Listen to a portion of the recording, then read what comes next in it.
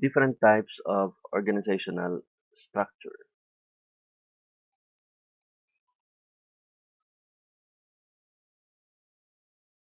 Before the commencement of activities, the decision makers in the organization will have to decide on what structure to adopt. Depending on the size and type of operations, a certain structural type may best fit the requirements. Organizations may be classified into three types. One is the functional organization. This is a form of departmentalization in which everyone engaged in one functional activity, such as engineering or marketing, is grouped into one unit.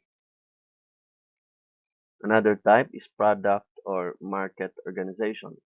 This refers to the organization of a company by divisions that brings together all those involved with a certain type of product or customer. Another one, or the third type, is matrix organization.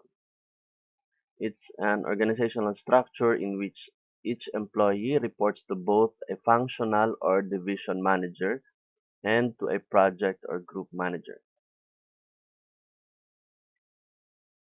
So this is an example of a functional organization.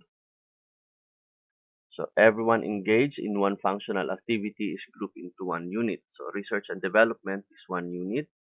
It has design, development, and testing. And then finance management is grouped in one unit, marketing and product division. So this is grouped by function. Functional organization structures are very effective in smaller firms, especially single business firms where key activities revolve around well-defined skills and areas of specialization. The functional organizations have certain advantages. The grouping of employees who perform a common task permit economies of scale and efficient resource use. Since the chain of command converges at the top of the organization, decision making is centralized, providing a unified direction from the top. Communication and coordination among employees within each department are excellent. The structure promotes high quality technical problem solving. The organization is provided with in depth skill specialization and development, and employees are provided with career progress within functional departments. The disadvantage of functional organizations include communication and coordination between departments are often poor. Decisions involving more than one department pile up at the top management level and are often delayed. Work specialization and division of labor, which are stressed in functional organizations, produce routine, non-motivating employee tasks. It is difficult to identify which section or group is responsible for certain problems. There is limited view of organizational goals by employees, and there is limited general management training for employees. Let's look at the product or market organization. So this is organization of a company by division that brings together individuals involved with certain product or type of customer.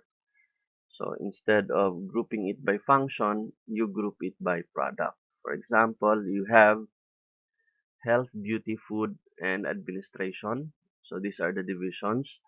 Each of these division has its own group. So you have R&D for health, R&D for beauty, R&D for food, and then for finance and admin, you have certain functions.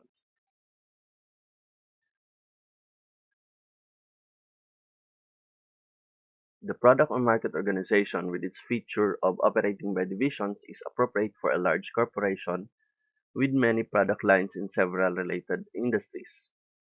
These are the advantages and disadvantages of product or market organization. Advantage: the organization is flexible and responsive to change. The organization provides high concern for customers' needs. However, its disadvantages: its high possibility of duplication of resources across divisions. There's less technical depth and specialization in divisions. Another advantage is it provides excellent coordination across functional departments. However, there's a poor coordination across divisions. Advantage is easy pinpointing of responsibility for product problems. The disadvantage is there is less top management control. Advantage is emphasis on overall product and division goals. And there's also an opportunity for development of general management skills. The disadvantage, however, is there is competition for corporate resources, since some of the functions are duplicated across divisions.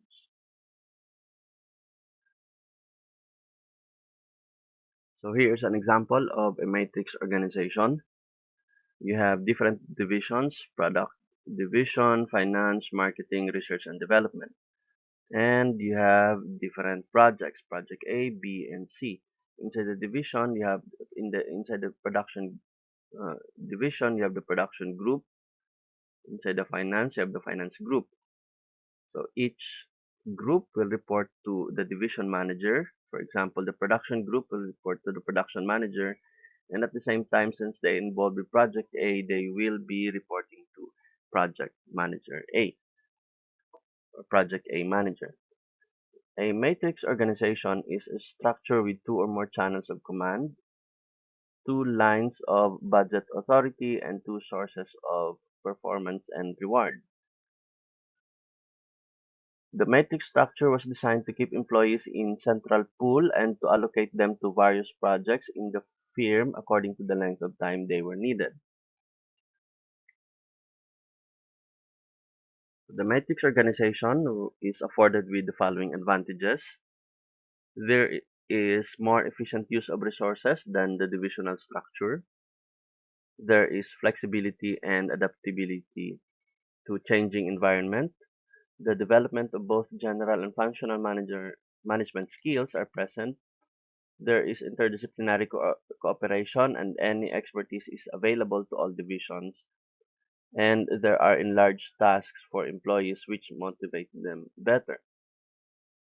However, the matrix organization has some disadvantages, and they are the following. There is frustration and confusion from dual chain of command. There is high conflict between divisional and functional interests.